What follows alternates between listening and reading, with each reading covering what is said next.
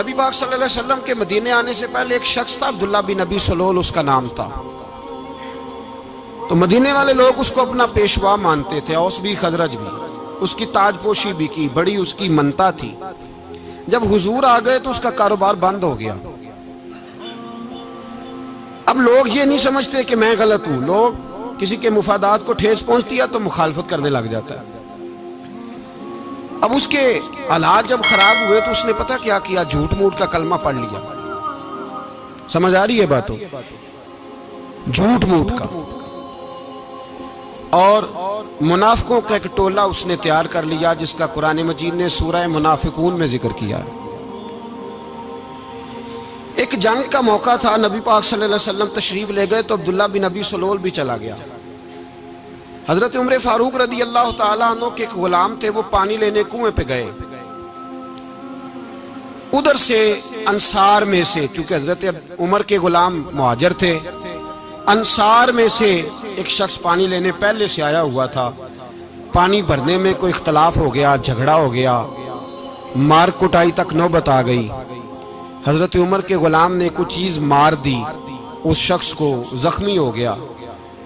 اس نے پکارا، عبداللہ بن ابی سلول نے سمجھا کہ موقع اچھا ہے، دوڑا ہوا آیا اور آ کر اس نے کہا، انصار مدینہ بھاگ کے آؤ، جلدی آؤ،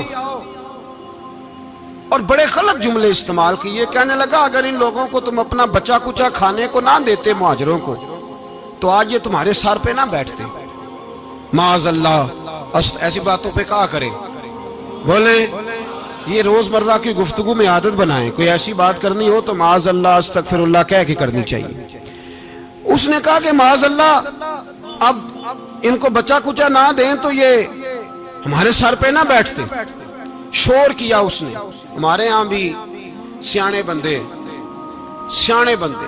پنچایت کے لوگ وہ کہتے ہیں تو اس برادری کے بچے سے ہی مار کھا ہے، پتہ ہی نہیں چلا، جا اسے مار کے آ، سر پھاڑا، یہ کار پھوڑ دے اس کا سر، اور دیکھ میں دیکھ لوں گا بعد میں جو ہوگا۔ یہ عقل مند لوگوں کے مشورے نہیں، یہ جاہل لوگوں کے مشورے۔ ناراض نہ ہونا، پر یہ نبی پاک صلی اللہ علیہ وسلم نے فرمایا ہے، حضور کا فرمان ہے۔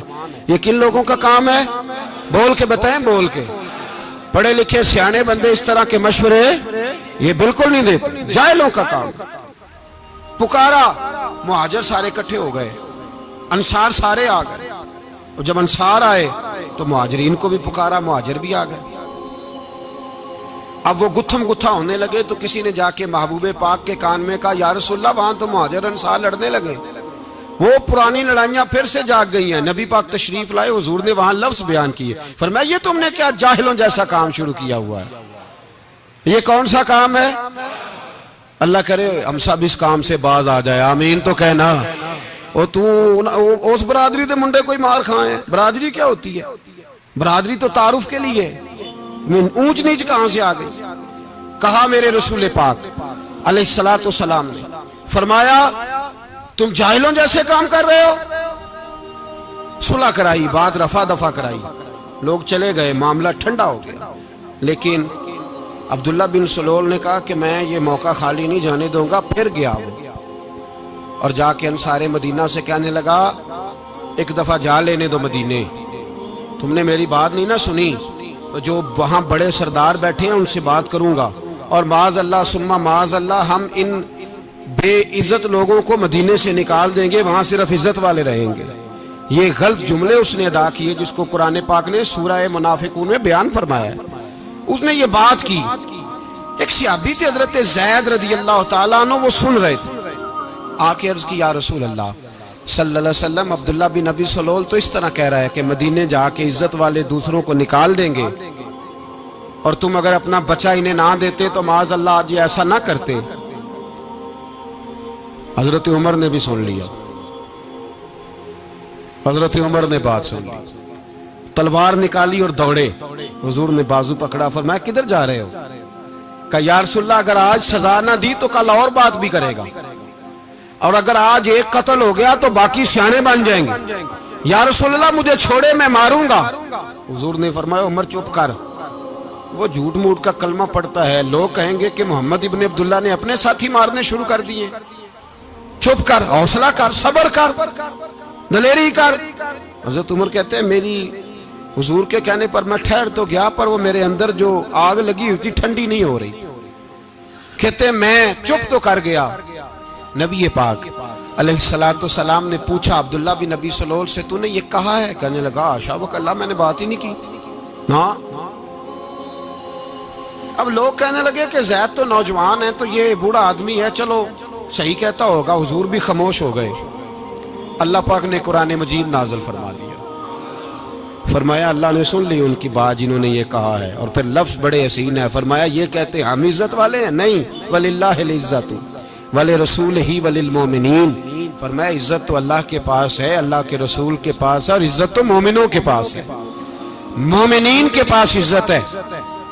یہ قرآن پاک نے سارا مضمون بیان کر دیا کہ عبداللہ بن نبی سلول غلط کہتا ہے اور حضرت زید صحیح کہتے۔ حضور نے کچھ نہیں فرمایا، جا رہا ہے قافلہ۔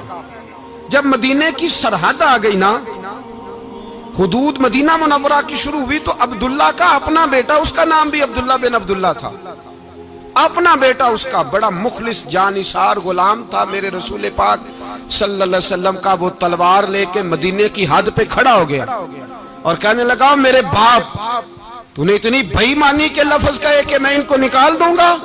کہے اپنی زبان سے کہ میں ذلت والا ہوں، رسول پاک کو اللہ نے بڑی عزت عطا فرمائی، کہے ورنہ میں تیری گردن کاٹ دوں گا۔ بول، کہے حضور بھی عزت والے اور نبی پاک کے غلام بھی عزت، کہے اپنی زبان سے، کہے میرے رب کا یہ فرمان ہے وَرَفَعْنَا لَكَ ذِكْرَكَ، حبیب میں خود تیرے لیے تیری شانوں کو بلند فرما دوں گا۔ تو کہا تو دشمن ہو کے کہنے لگا میرے بیٹے مجھے معاف کر دے، مصطفیٰ تو بڑی عزتوں والے، ان کے غلام شانوں والے۔ جب بیٹا تلوار لے کے سامنے کھڑا ہوا، شہرت ہوئی، اب نبی پاک نے حضرت عمر کی طرف دیکھا، کہا عمر تیری بات صحیح تھی، اب جو ہوا یہ زیادہ صحیح تھا، وہ میں نے تجھے کہا حوصلہ کر، تدبر کر، وقت کا انتظار کر، یہ صحیح ہوا کہ وہ صحیح تھا؟ تو حضرت عمر فاروق کہنے لگے یا رسول اللہ میں گواہی دیتا ہوں آپ واقعی اللہ کے سچے رسول ہیں صلی اللہ علیہ۔ اتنی اچھی رائے، وقت فیصلہ کرتا ہے، تدبر سے چلیں، دانائی سے چلیں، علم پیدا کریں، بردباری۔ ہمیں کئی دفعہ سجدہ صاف کرنا پڑتا ہے، ہم جو کہتے ہیں بات اس کے الٹ نکل آتی ہے۔ ہم کسی شخص کے بارے میں کچھ تبصرہ کر بیٹھتے ہیں، کچھ عرصے کے بعد ہمیں پتہ چلتا ہے کہ وہ تو ایسا تھا ہی نہیں، ہم نے غلط بات کر دی۔ ہم بغیر تحقیق کے، بغیر تفتیش کے، حوصلہ نہ ہونے کی وجہ سے، صبر نہ ہونے کی وجہ سے ہم بہت سارے کام کر گزرتے ہیں، پھر ہمیں نقصان ہوتا ہے۔ اپنی زندگی میں حلم نہ چھوڑیں، حوصلہ نہ، لڑائیاں ہوتی ہیں نا گھروں میں، اس کی وجہ خامد ہوتا ہے، بیوی نہیں ہوتی۔ یہ بات گھر جا کے بتانا کہ آج انہوں نے کہا لڑائی کی وجہ کون ہوتا ہے؟ نہ بولو تسی، پر میں تے آنکھ ہی چھڑے ہے، وہ تو ریکارڈ ہو گیا ہے۔ لڑائی کی وجہ کون ہے؟ جڑے باتیں لڑتے ہیں وہ کندے ہی نہیں پے۔ وجہ کون بنتا ہے جی؟ کیوں بلا؟ اس لیے کہ نبی پاک صلی اللہ علیہ وسلم نے فرمایا عورت کی عقل آدھی ہے تو تیری تو پوری ہے نا، جس کا مطلب ہے لڑائی اگر بچ سکتی تھی تو مرد کی وجہ سے بچ سکتی تھی، گھر میں امن ہو سکتا تھا۔ کہتے ہیں جی بڑی بیوقوف ہے میری سنتی نہیں، تو میں نے کہا جو اس سے بحث کر رہا ہے وہ سیانا ہے؟ بولیں، جو بحث کر رہا ہے وہ عقل مند ہے؟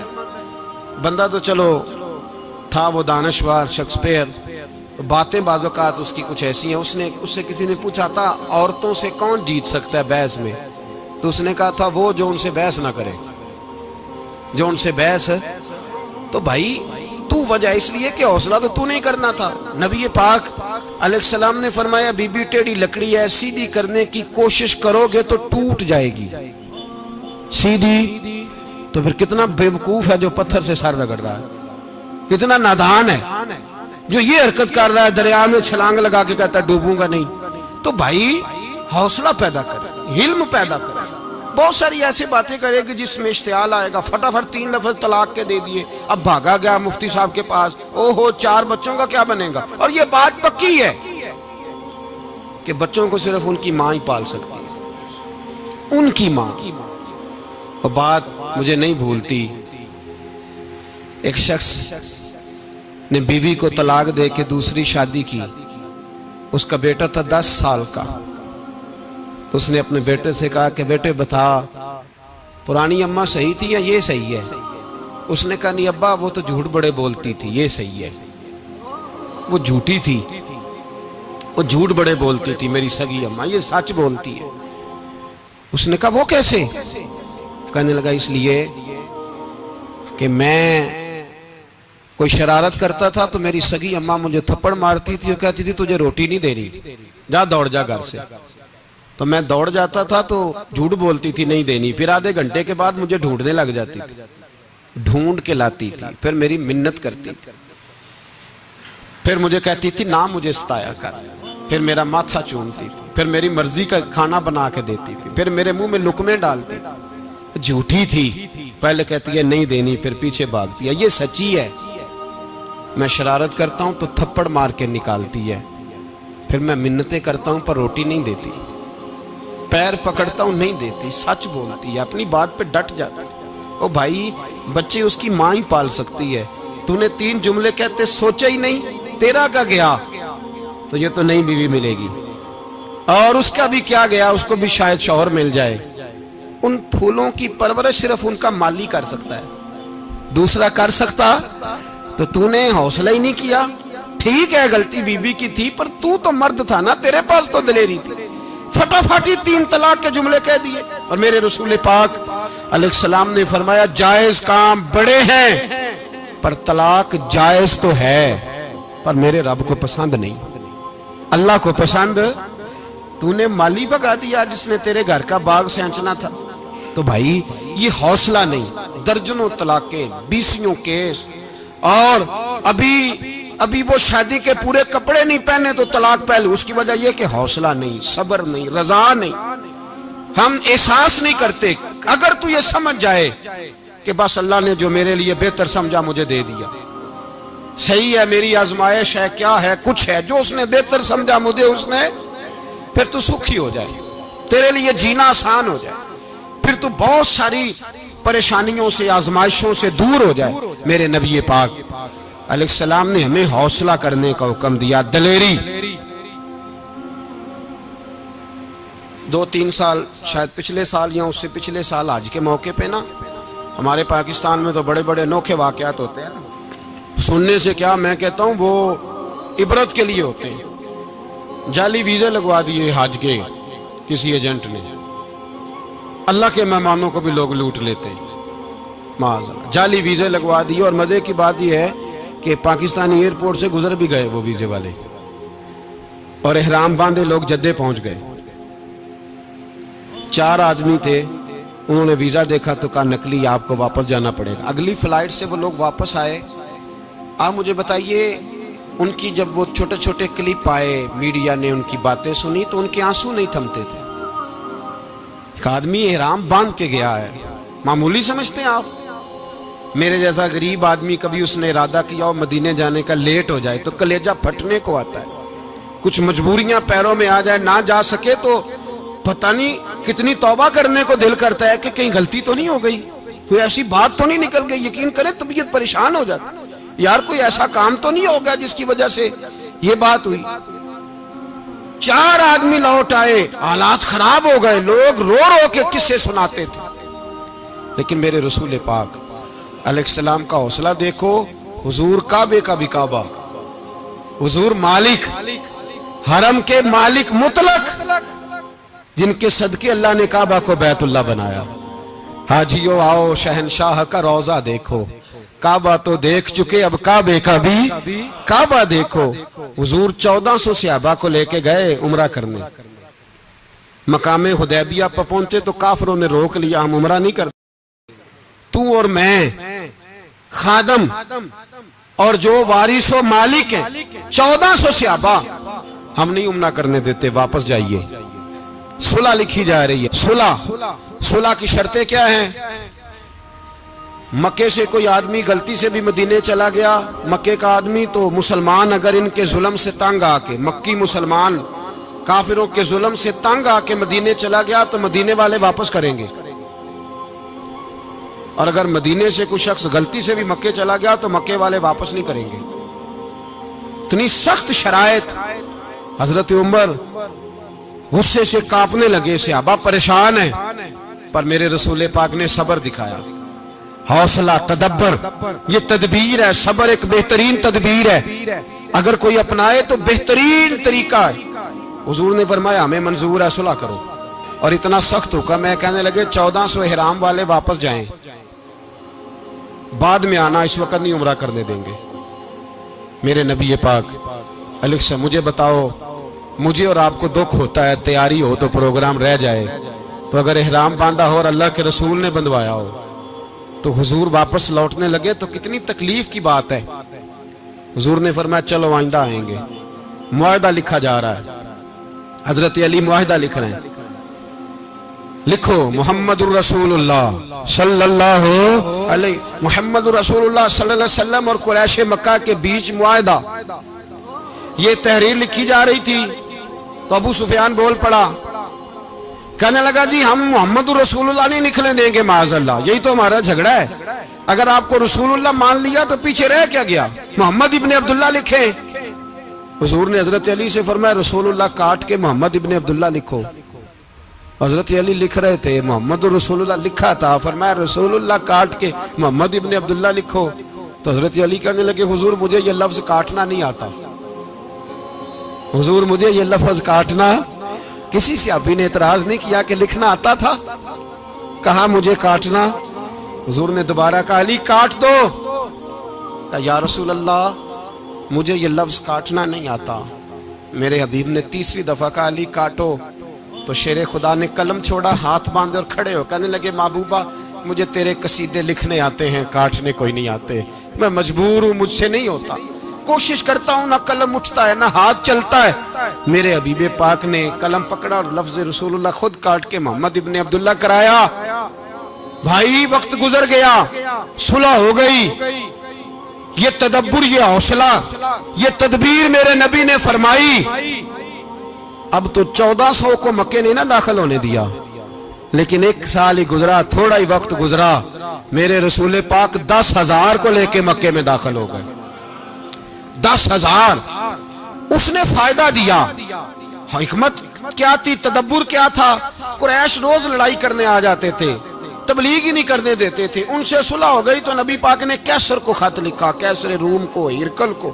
دور دراز تبلیغ پھیل گئی, مسلمان 100,000 سے زیادہ ہو گئے. ان کی طرف سے اب وہ لڑائی بند ہو گئی. میرے حبیب پاک علیہ السلام کے حوصلے نے کمال دکھایا, اس تدبیر نے فائدہ دیا امت مسلمہ کو. 10,000 کا لشکر لے کے حضور کعبے میں داخل ہوئے. کل جو ابو سفیان کہتے تھے نا محمد رسول اللہ لکھنے نہیں دوں گا, آج وہ خود کہہ رہے تھے اشہد ان لا الہ الا اللہ واشہد ان محمد رسول اللہ صلی اللہ علیہ. کل جو کہہ رہے تھے کہ میں یہ لفظ نہیں لکھنے دوں گا, آج ابو سفیان کی حویلی میں لاکھوں لوگ, ہزاروں لوگ بیٹھے تھے اور سارے کہہ رہے تھے محمد الرسول اللہ محمد الرسول اللہ محمد الرسول اللہ صلی اللہ علیہ وسلم. میرے محبوب کی تدبر نے, فقاہت نے, اور پھر کمال ہوا. 1400 کہاں اور 1,44,000 کہاں. 1400 کہاں اور 1,44,000. 1400 کو نہیں جانے دیا عمرہ کرنے. میرے رسول پاک 1,44,000 کو لے کے حج کرنے چلے گئے. حضور نے حج کیا, ہر طرف لبیک لبیک کی صدائیں بلند ہوئی. یہ میرے نبی پاک کا تدبر ہے, حوصلہ ہے. اگر وقتی طور پہ حوصلہ کر جاؤ گے, دلیری کر جاؤ گے, آنے والا وقت آسان ہو جائے.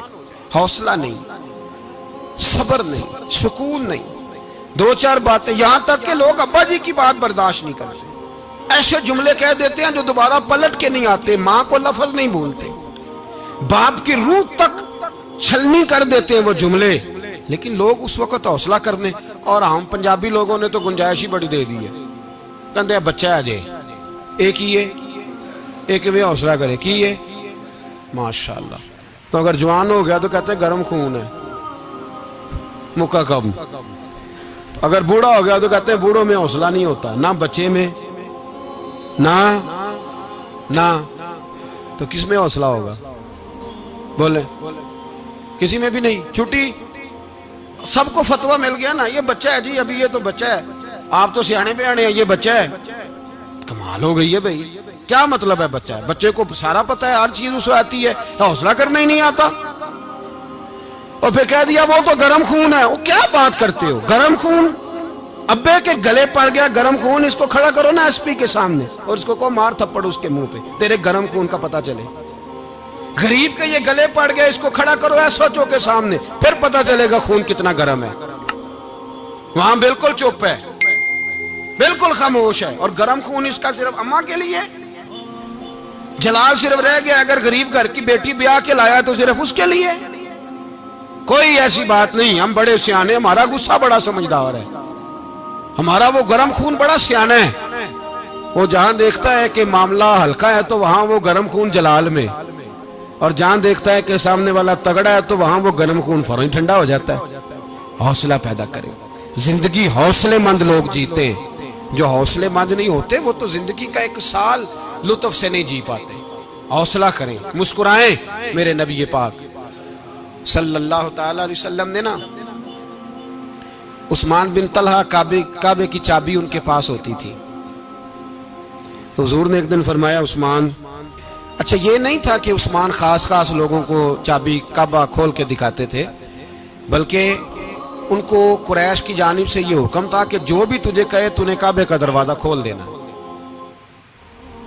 نبی پاک علیہ الصلوۃ والسلام نے نا ہجرت سے 2-4 دن پہلے کہا کہ عثمان ذرا چابی دو, میں نے کعبہ اندر سے دیکھنا ہے. بڑے ٹھنڈے دل سے ذرا سننا, ادھر دیکھو میری طرف, ادھر دیکھیے گا ذرا میرے بھائی. میں نے ایک بندے سے کہا یار پانی کی بوتل دینا دکاندار سے, ایک ہے اس نے کہہ دیا نہیں میرے پاس. اس بات کا کوئی غصہ بولیے, اور اگر وہ کہے سارے زمانے کو ملے گی آپ کو نہیں دینی,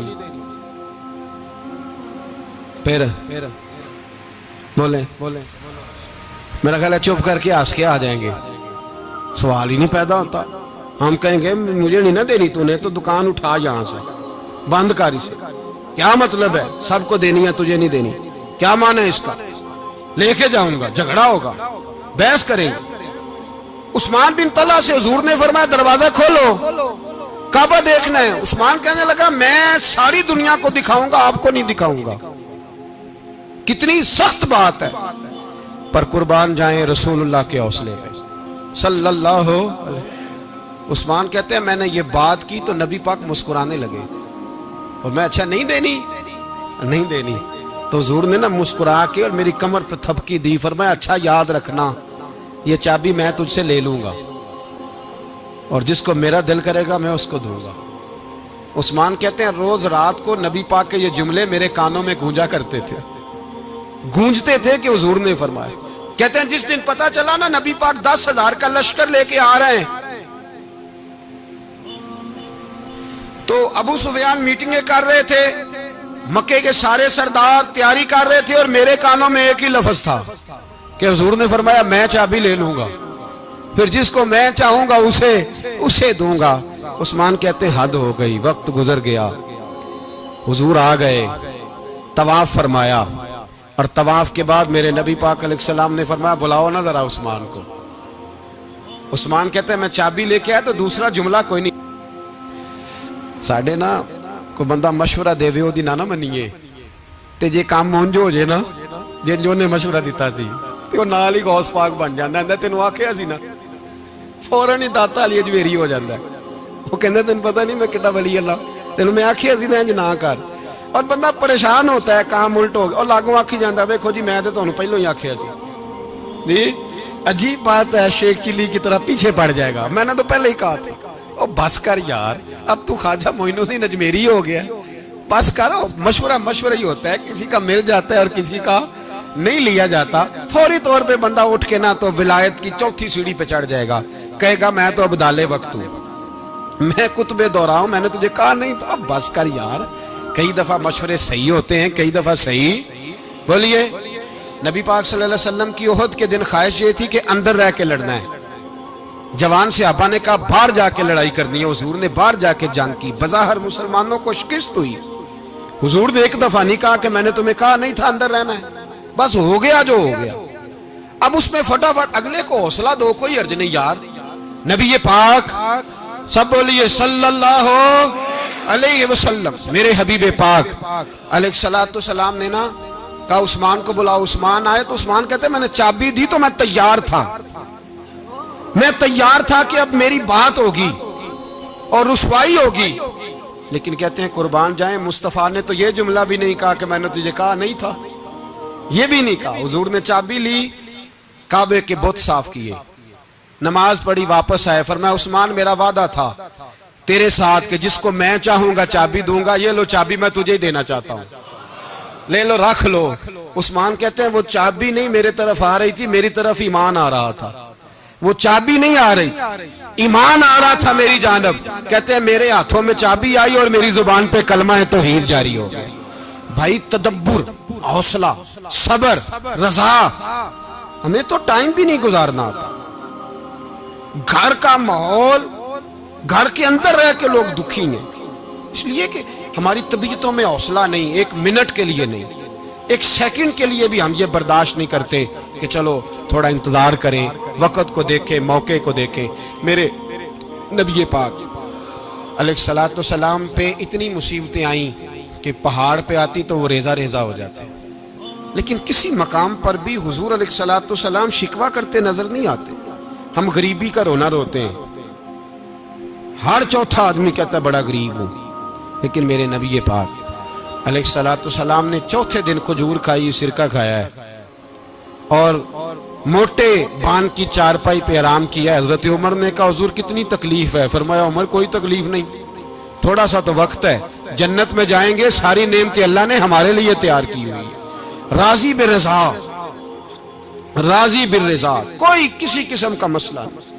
ہمیں آزمائشیں آتی ہیں، تکلیفیں آتی ہیں، بیماریاں آتی ہیں، لوگ چھوٹی چھوٹی بات پر پریشان ہو جاتے ہیں، ذرا سی بات پر شکوہ کرتے ہیں. میرے رسول پاک علیہ السلام نے فرمایا جب میرا رب کسی کو بیمار کرتا ہے تو 2 فرشتوں کو بھیجتا ہے، جاؤ میرے بندے کی تیمارداری کر کے آؤ. اللہ اکبر، خود رب بھیجتا ہے، جاؤ میرے بندے کی. تو مجھے بتائیے جب اللہ بھیجے تو پھر تندرست خوش نصیب ہوا کہ بیمار؟ جی تندرست پھر خوش نصیب کون ہوا؟ میرے نبی پاک صلی اللہ علیہ وسلم نے فرمایا رب 2 فرشتے بھیجتا ہے، فرماتا ہے پتہ کر کے آؤ میرے بندے کا اس کا کیا حال ہے، حالانکہ اللہ سارا ہی جانتا ہے. فرشتے آتے ہیں، واپس جاتے ہیں، رب کریم پوچھتے ہیں بتاؤ میرا بندہ کیا کہتا تھا؟ اللہ تجھے سارا ہی پتہ ہے، پر ہم سے پوچھتے تو بتا دیتے ہیں. وہ یہ کہتا تھا کہ میں اپنی رب کی رضا پہ بڑا ہی راضی ہوں. وہ تیری حمد کر رہا تھا، تیری تعریف کر رہا تھا، تیرا شکر کر رہا تھا، تیرے لیے کلمات حمد بیان کر رہا تھا. تو میرے نبی پاک علیہ السلام فرماتے ہیں، اللہ فرشتوں سے فرماتا ہے سنو پھر اگر میں اپنے بندے کو اس بیماری میں شفا دوں گا تو اس تندرستی سے زیادہ اچھی تندرستی دوں گا جو پہلے اسے عطا کی ہوئی تھی، پہلے سے اچھی صحت دوں گا. اور اگر اسے اس بیماری میں موت دوں گا تو پھر مرتے ہی اس کے لیے میں جنت کا فیصلہ فرما دوں گا.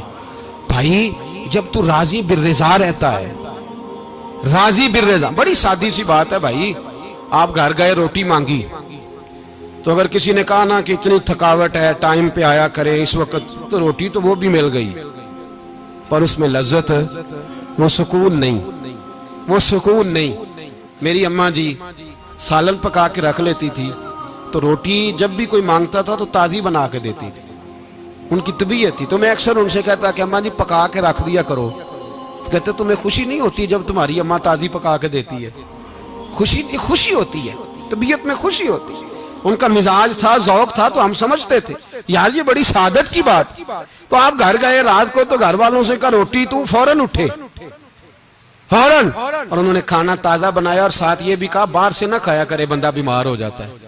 کتنی ٹھنڈک پہنچتی ہے آدمی کے دل کو، سکون ملتا.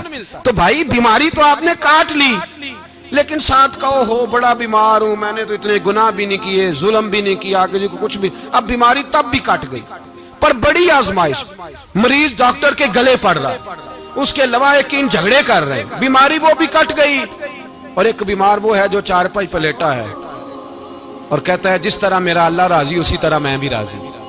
تو بیماری اس کی بھی کٹ گئی. حضرت یونس علی نبینا علیہ الصلوۃ والسلام نے ایک دن حضرت جبریل امین ملنے آئے تو جناب یونس علیہ السلام کہنے لگے اے جبریل، اللہ کے نیک بندوں میں جو اللہ کو اس وقت سب سے زیادہ پسند ہے نبیوں کے بعد، توجہ کرنا بات پر، جو سب سے زیادہ اللہ کو پسند ہے نبیوں کے بعد ولیوں میں، اور سب سے زیادہ اللہ جس کو اللہ کی بارگاہ میں عبادت گزار لکھا جاتا ہے، میری اس بندے سے ملاقات کرا۔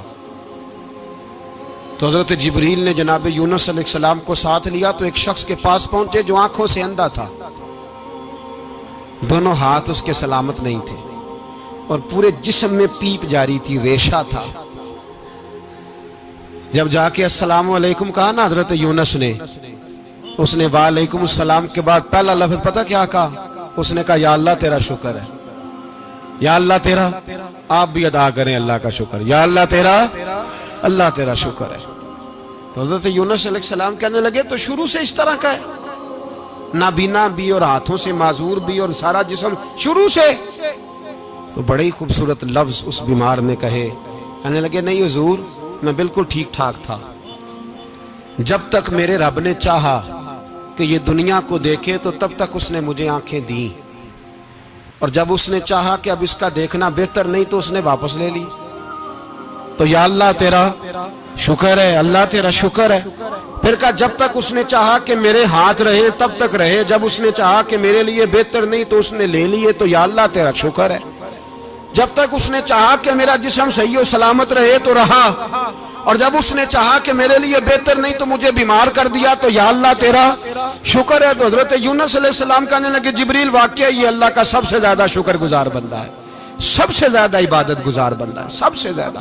میرے نبی پاک علیہ السلام نے فرمایا میرا مومن ہر حال میں ہی نفع میں ہے، نعمت ملے تو شکر کر کے نفع، مصیبت آئے تو صبر کر کے نفع، اپنی زندگی میں تحمل، بردباری، علم پیدا کرے، حوصلہ پیدا کرے۔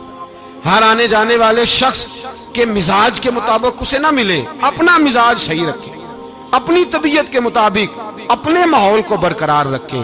علم کے ساتھ گزارا کرو گے تو رشتہ داروں سے بھی بنی رہے گی، دوستوں سے بھی بنی رہے گی، ہر ایک سے تعلق رہے گا۔ اور اگر آپ کے اندر یہ حوصلہ نہیں تو پھر سارے معاملات پریشانی کا شکار ہو جائیں گے۔ یہ تو آج کا مضمون تھا۔ ہمیں نا لوگ مشورہ دیتے ہیں، کہتے ہیں پیر صاحب درویشوں کو سیاست کی بات نہیں کرنی چاہیے، دیتے ہیں نا مشورہ لوگ، جی تھوڑا تھوڑا بول دیں، تھوڑا تھوڑا دیتے ہیں نا۔ اگرچہ ہم ان کی بات نہیں مانتے، اس لیے کہ اقبال نے کہا تھا جدا ہو دین سیاست سے تو رہ جاتی ہے چنگیزی، جدا ہو دین سیاست سے تو، اور پہلا فکرہ یہ ہے کہ جلال بادشاہی ہو یا جمہوری تماشا ہو، جدا ہو دین سیاست سے تو رہ جاتی ہے۔ اس نے کہا جب سیاست اور دین علیحدہ علیحدہ ہوتے ہیں تو چنگیز خان اور ہلاکو خان پیدا ہوتے ہیں۔ سیاست جب تک مسجد کے اندر رہتی ہے تب تک پاک صاف رہتی ہے، وہ گندی ہوتی تب ہے جب مسجد سے نکل جاتی ہے۔ حضرت علی کے زمانے تک مسجد میں رہی، پاک صاف رہی، یزید باہر لے گیا تو گندی ہو گئی، حضرت عمر بن عبدالعزیز دوبارہ مسجد میں لے آئے تو پھر پاک ہو گئی۔ لیکن پھر بھی ایک ساتھی نے مجھے کہا تو اس کی بات میں، سب کی باتیں نہیں مانتا، اس کی بات میری سمجھ میں آئی۔ وہ کہنے لگا جی اصل بات یہ ہے کہ سیاسی تبصرے تجزیے ہم اخباروں میں ٹی وی پہ جا کے بیٹھے، جا کے بڑی مہربانی میری طرف دیکھیں، وہ ہم سنتے رہتے ہیں تو ہمارا دل کرتا ہے مسجد میں صرف ہم رسول اللہ کا پیار ہی سنیں۔ تو میں نے کہا یار تیری بات دل کو لگتی ہے، یہ بات صحیح ہے، چلو یہ نیت اچھی ہے، یہ تیرا نظریہ ٹھیک ہے، مان گئے ہم۔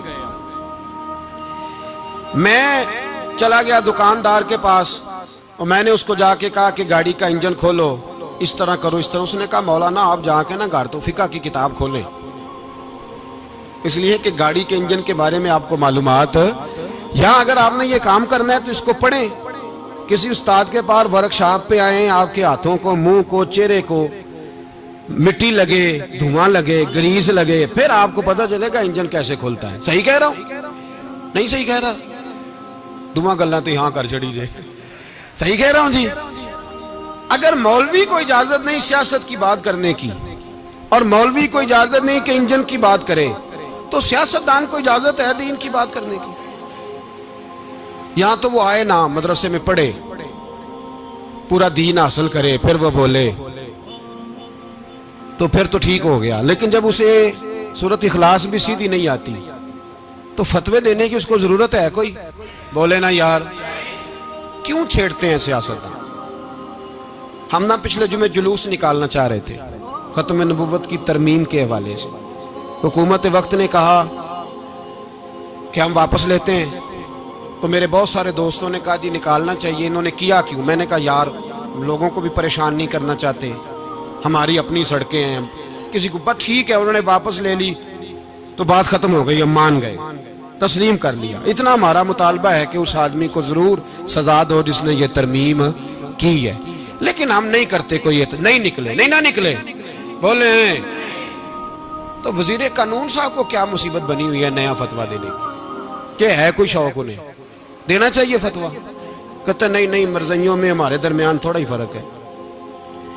مجھے یوں لگتا ہے کہ یہ جان بوجھ کر کوئی نہ کوئی ایسی شرارت کرتے ہیں جس سے لوگ اشتعال میں رہیں، جان بوجھ۔ حلم، حوصلہ، صبر ذات کے بارے میں تو ہے، لیکن اگر کوئی رسول پاک کی بے ادبی کرے تو پھر حوصلے کی بات ہے ہی نہیں، پھر تو جہاد کی بات ہے۔ اور میں دیانتداری سے مسجد میں باوضو بیٹھ کر جمعے کے دن مشورہ دیتا ہوں حکومت کو اور وزیر قانون کو مشورہ دیتا ہوں کہ نہ فرعون کی حکومت ساری زندگی رہی، نہ نمرود رہا، نہ جاج بن یوسف رہا، نہ یزید رہا، اور یار درباری بن کے حکمرانوں کی چاپلوسی کرتے کرتے تم یہاں تک آ گئے ہو کہ اب نبی پاک کی عزت کو ہاتھ ڈالنا شروع کر دیا ہے۔ اور آپ یقین کریں سیاسی جماعتوں کا اتنا برا حال ہے کہ ان کے لیڈر کے بارے میں کوئی بات کرے تو پاگل ہو جاتے ہیں یہ احتجاج کر کر کے، اور اس نے ڈائریکٹ کہہ دیا کہ ختم نبوت کا مسئلہ ہی کوئی نہیں، جو دین کی بنیاد ہے، کسی کو پرواہ نہیں۔ مجھے تو ان لوگوں کی فکر ہو رہی ہے جن لوگوں نے انہیں ووٹ دیے ہیں، وہ اللہ کو کیا جواب دیں گے۔ اور یہ اللہ ماشاءاللہ ساری سیاسی جماعتیں اس طرح کی۔ اور میرا وزیر قانون صاحب کو بھی مشورہ ہے کہ زندگی بڑی تھوڑی ہے، بڑی تھوڑی، اللہ سب کو معاف کرتا ہے، اپنے رسول کے غداروں کو معاف نہیں کرتا۔ اور یہاں تمہاری گاڑیوں پہ جھنڈے لگے ہوئے ہیں، وہاں بھی تمہارے جھنڈے لگیں گے، پر اس لیے لگیں گے کہ یہ غدار ہیں ناموس رسالت کے، یہ جھنڈے لگیں گے۔ شرم کرو اور ڈر جاؤ، بس کر دو، تمہارے منہ میں اب دانت پورے نہیں رہے۔ کوئی شوگر کا مریض ہے تو کوئی بلڈ پریشر کا، تو کوئی ہارٹ کا، تو کوئی کینسر کا۔ شرم کرو اور اپنی قبر کی بھی تھوڑی سی فکر کرو۔ بتاؤ پاکستان کے کتنے صدر گزرے، وزیر اعظم گزرے، تو ان کی قبریں کہاں ہیں؟ کوئی جاتا ہے ان کی قبروں پہ؟ کسی کو خبر ہے؟ کیوں اپنے لیے جہنم کٹھی کرتے؟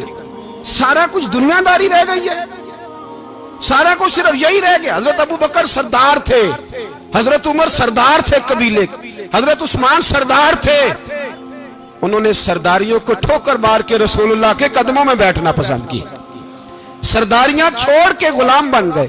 تم سرداریاں بچانے کے لیے رسول اللہ کی غداری کرتے ہو، شرم نہیں آتی؟ اور قوم شکوہ ہے مجھے ان لوگوں سے جو مولوی تو کہہ دیتے ہیں تو سیاست نہ کر، اور کسی سیاستدان کو منع نہیں کرتے کہ جب تجھے سورت فاتحہ بھی نہیں آتی تو تجھے کس نے اجازت دیا اتنی بڑی بات؟ اور میں نے پچھلے سے پچھلے جمعے بھی کہا تھا، پھر کہتا ہوں اور آن دی ریکارڈ کہتا ہوں، مرزائی کل بھی کافر تھے، آج بھی کافر، اور قیامت تک، اور جو ان کے کفر میں شک کرے وہ بھی، اور پکا بے ایمان ہے، کافر ہے۔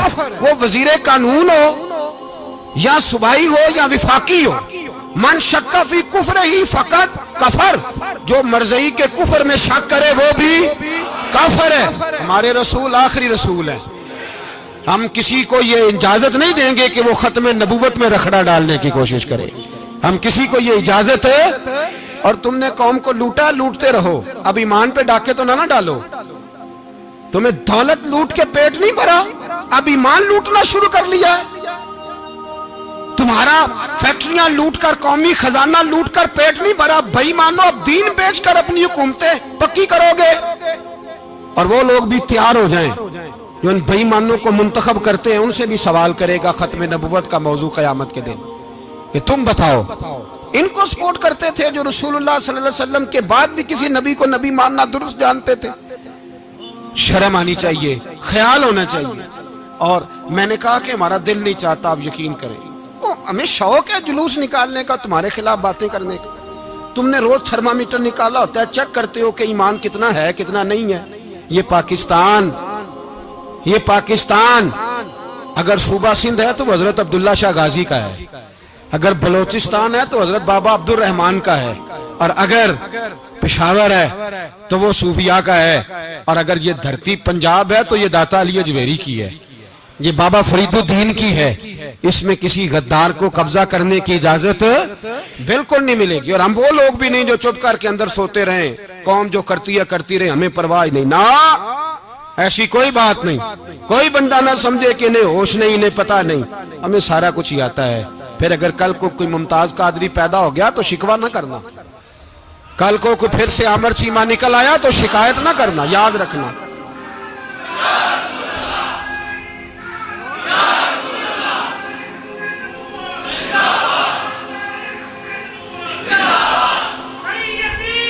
تو میرے بھائی کھول کے بولے یا نبی رسول کے صلی اللہ۔ تو یہ مشورہ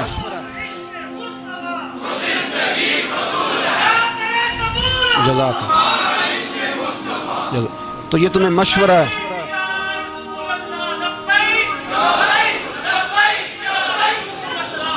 میری بات سنیں، یاد رکھیں، یہ لوگ بعد میں پچھتاتے ہیں، پھر مناظرے کراتے پھرتے ہیں، اس نے صحیح کیا کہ غلط کیا، پھر انہیں ہوش آتی ہے بعد میں، پھر ان کے ہواری نکل کے میدانوں میں دلیلیں دیتے ہیں۔ اس لیے ہمارا مشورہ ہے انہیں کہ یہ اپنی حد میں رہیں، اور جو کام تمہارے ذمہ، میں نے کہا نا تم نے بڑا لوٹا، یہ قوم روز تمہیں موقع دیتی ہے لوٹنے کا، یہ موقع دیتی ہے، تو تم نے دولت لوٹ کے پیٹ نہیں بھرے، اب ایمان لوٹنے کے چکر میں آ گئے ہو۔ یاد رکھو، مسلمان گناہگار ہیں، غدار نہیں ہیں۔ تمہیں دولت لوٹنے کا تو شاید موقع مل گیا ہے، پر ایمان لوٹنے کا موقع نہیں ملے گا، تو اس لیے اس کو لگام دو۔ اور ویسے بھی کتا جو پالتو ہوتا ہے نا، اس کو گھر کے اندر سنگلی سے باندھ کے رکھنا چاہیے۔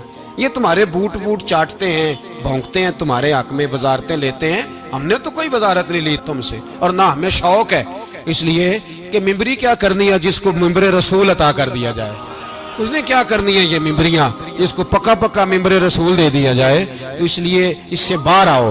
میں نے کہا بڑے بڑے نمرود، فرعون، قارون دفن ہے، تمہارا بھی نام تک نہیں ہوگا، بالکل نام نہیں ہوگا۔ اس لیے ہمارا مشورہ، اور آپ لوگ بھی آئے نا یہ اگلے سال، تو ان کو کھڑا کر کے پوچھ لینا، اسلامی جمہوریہ پاکستان کا تم نے MPM میں نے بننا ہے، پہلا کلمہ ہی صحیح سنا دو، چلو خدا کا واسطہ یہی بتا دو کہ تمہیں نماز بھی ڈھب سے آتی ہے کہ نہیں، اور آپ کی موج ہے، آپ بٹھا لیتے ہیں سر پہ، کیا کریں، سمجھانے والے مفت گناہگار ہو گئے اور بہکانے والے سب تمہارے یار ہو گئے۔ اس لیے یہ چھیڑتے ہیں جان بوجھ کے، اور پھر جب کوئی ممتاز قادری علیہ رحمہ پیدا ہوتے ہیں، پھر انہیں دشواری ہوتی ہے، پھر ان کا جینا مشکل ہو جاتا ہے، یہ موقع دیتے ہیں، پتہ نہیں کس کے ایجنڈے پہ عمل کر رہے ہیں۔ میرا سوال یہ ہے، میں نے پچھلے جمعے پھر میرا سوال ہے کہ میں پوچھتا ہوں، اس آدمی کو ضرورت کیا ہے ختم نبوت پر بات کرنے کی؟ جب امت مسلمہ کے متفق کا فیصلہ ہے کہ مرزائی کافر، اسمبلی نے بل پاس کر دیا کہ مرزائی، ان کو اقلیت قرار دے دیا، اور جب سے وہ اقلیت بنے، نہ ہم نے ان کی عبادت گاہ جلائی، نہ ہم نے ان کو قبروں سے نکالا، نہ ہم نے، بس ٹھیک ہے جیسے عیسائی رہتے ہیں، یہودی سے کس ملک میں رہتے ہیں وہ بھی رہیں، اقلیت بن کے رہے، کوئی اعتراض، پر تم انہیں کھینچ کے کیوں قریب کرتے ہو؟ تمہارا کیا جرانہ ہے ان کے ساتھ؟ بتاؤ تو صحیح۔ ان لوگوں سے ان کو چاہیے اپنے منہ میں لگام ڈالیں، اور اگر نہیں ڈالیں گے پھر انشاءاللہ ڈالی جائے گی، اور بڑی تگڑی ڈلے گی، اور پھر ایسی ڈلے گی۔ سلمان تاثیر جب مرا تھا نا تو 5-5 لاکھ روپیہ مولویوں کو آفر کی جنازہ پڑھاؤ، 5-5 لاکھ روپیہ چھوٹے چھوٹے مولویوں کو۔ اور داتا صاحب کی مسجد کے خطیب بھی صوبائی جو تھے، وہ خطیب تھے، ملازم تھے، انہوں نے کہا کہ ایمان نہیں بیچنا، نکالنا نوکری سے تو نکال دو۔ اور بادشاہی مسجد کا مولوی جس کا پتہ ہی نہیں چلتا، کبھی کدھر چلا جاتا ہے کبھی کدھر، یہاں تو وہ بھی کھڑا ہو گیا، اس نے کہا نا ایمان نہیں بیچنا۔ گورنر ہاؤس کی مسجد کا امام کہنے لگا کہ بخشا جانا نہ جانا یہ تو رحمت الہی کا معاملہ ہے، پر اتنا گندا جنازہ نہیں پڑھنا، اتنا گندا جنازہ نہیں ہم پڑھیں گے، مرنے کے بعد تمہارے جنازے نہیں پڑھے جاتے، تمہاری قبریں خراب ہوتی ہیں، کدھر ہیں تمہاری دولتیں؟ اور وہ مولوی آج تک پتہ ہی نہیں کدھر گیا جس نے اس غلیظ کا گندا جنازہ پڑھایا. تو بھائی اپنی قبر اشر کو جب جہاں تمہارے جنازے نہیں پڑھے جا رہے تو وہاں تمہارا کیا حال ہوگا. اس لیے ان لوگوں کو چاہیے کہ اپنی زندگی اس طرح گزاریں کہ کچھ نہ کچھ منہ لے کے سرور کائنات کے پاس چلے جائیں، ورنہ ایسا نہ ہو کہ یہاں بھی پھٹکار اور وہاں بھی پھٹکار. اس لیے ہمارا مطالبہ ہے حکومت سے کہ شرم کرو اور ایسے بھائیمانوں کو کالے ناگ جو تم نے بھرتی کیے ہوئے ان کو نکالو، اور اگر تعریفیں کروانی ہو تلوے چٹوانے ہو تو اندر کمروں میں ان سے چٹوا لیا کرو. ان سے کہو کہ یہاں ہماری نوکری کرو، باہر نکل کے رسول اللہ صلی اللہ علیہ وسلم کے دین کے بارے میں گفتگو نہ کرو.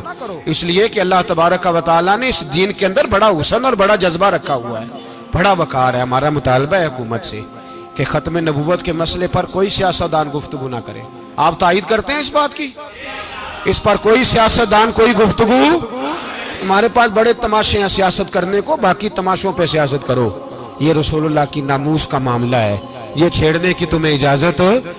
مجھے سمجھ نہیں آتی یار، جب بات ختم ہو گئی اسمبلی نے بل واپس لے لیا تو صوبائی وزیر قانون کو آخر تکلیف کیا ہے؟ آپ کے پاس جواب ہے کوئی اس بات کا؟ یہ بات ختم ہو گئی، ہم نے جلوس نہیں نکالا، چھوڑ دیا، خاموش ہو گئے. علماء نے میٹنگیں بلائی تھی کینسل کر دی، ٹھیک ہے جی بات. اب دوبارہ سے کیوں چھیڑتے ہو؟ پھر کہتے ہیں احتجاج ہوتا ہے، شور ہوتا ہے. تم خود ایسی حرکتیں کرتے ہو جس سے افراتفری پیدا ہوتی ہے. یہ ملک رسول اللہ کے نام پہ بنا ہے اور قیامت تک یہاں وہی ہوگا جو میرے رسول پاک صلی اللہ علیہ وسلم کی رضا ہوگی، اور نبی پاک کے قانون کے خلاف کوئی قانون یہاں چل سکتا؟ اللہ ہمیں سمجھنے کی توفیق عطا فرمائے.